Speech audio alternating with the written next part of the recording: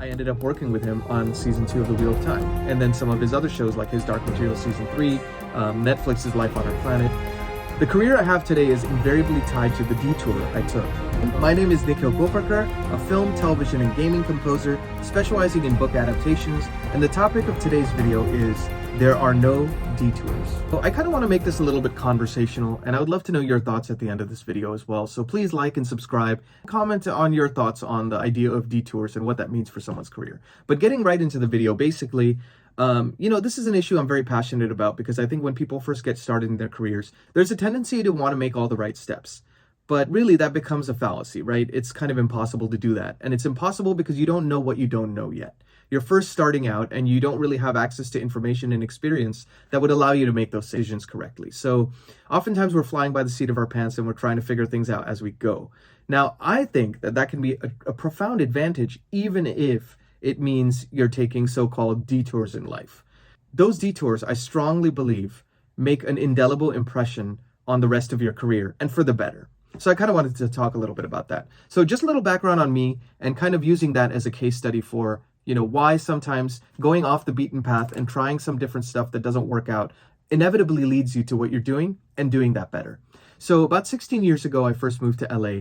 And I wanted to be a composer. I also wanted to be in bands. I didn't really know exactly what I wanted that to be, but I wanted to give it a shot. When I first went to college, I wanted to get a music degree. I'd studied classical piano growing up, and my parents were, like, oh, it's a little risky to do that. Why don't you get a degree in something else and then do whatever you want? So that's precisely what I did. So I actually got an economics and math degree from UC Davis. Detour number 1. When I was trying to figure out how to get down to LA, I started looking for economics jobs because at least it's a steady income to get down here, kind of, pay off student loans and start figuring out the next steps forward. So I got a job at the US Department of Labor as an economist. So long-haired Indian guy working says he's from the government. Nothing weird about that, right? So I worked there for about 2 years and I saved up and I would spend my weekends reading about mixing, about composition, about orchestration, and I would just use bookstores and libraries as my kind of personal education course. This was before YouTube really became a thing, I think. This was in 2008 to 2010. So I was spending those 2 years, any nights and weekends, anytime I had, to kind of read a little bit about it. And that staked my passion. Working as an economist gave me a little bit more business acumen and analytical thinking that I probably wouldn't have had I not gone into that. In 2010, I couldn't take it anymore, and I promptly quit the job. And I started doing odd jobs, teaching piano lessons, tutoring math, and, trying to use that as a way to support myself while trying to figure out my next move. And as I did that, I ended up tutoring a kid whose dad was an Emmy-winning composer. And he gave me some great advice. He was talking to me about career, and I was saying, I would love to do what you do one day. I would love to make a full-time living being a musician. And he said, it's very interesting. When you reach that goal, another goal presents itself. And I said, what do you mean, And he said, your concern right now will probably be paying rent, right? That would be the main thing on your mind. I said, yeah. And he said, my thought is like, how am I going to feed my family? If I have a few dry months, will my kids' college fund be okay? Will my mortgage payment be okay? It really taught me through speaking to that composer and actually other composers through that tutoring job. Because a lot of the kids' parents worked in the entertainment industry. Just the idea of developing a better relationship with risk will be the key to longevity in this industry. And, being able to speak to indirectly through this job, different composers, at different paths in their careers really allowed me to kind of understand what is it like to actually do this job. Detour number 3. Then I decided I wanted to kind of start playing in bands because I always loved listening to rock music, and bands of the 60s, 70s, and 80s were some of my favorite things to listen to. And I figured I would love to write some songs and do some scoring on the side and see what happens. So at the time, this was 2012, I was scoring maybe a film a year or a game a year, something small projects, short films, that kind of thing. And I started playing in bands. Playing in bands is very different to composing for media. But that difference really allowed me to develop other soft skills that I would have never had the chance to do had I jumped right into composing. I learned to listen rather than lead, which is an extremely important part in the collaborative experience of being a composer. When you're in a band, you first start thinking that you're supposed to play with each other.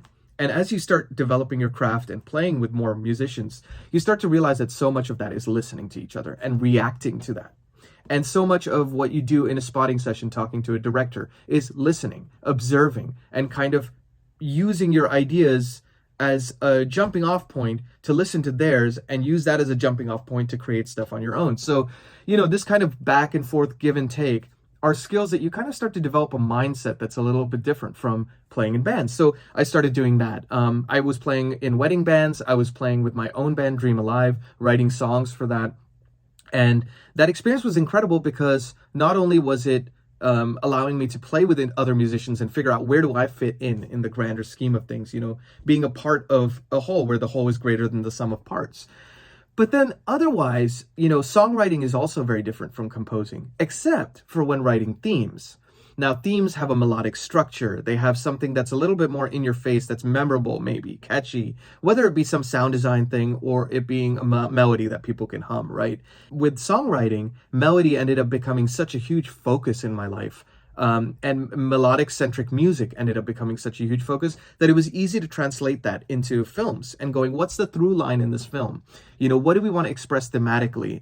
And what would that theme sound like? And let's make the melody or the weird sound or whatever it is, the kind of centerpiece of the score, and have everything support that. And, that's a lot like what songs are like. So yet another detour that really helped in terms of thinking about scoring in a slightly different way than I would have had I just started scoring immediately.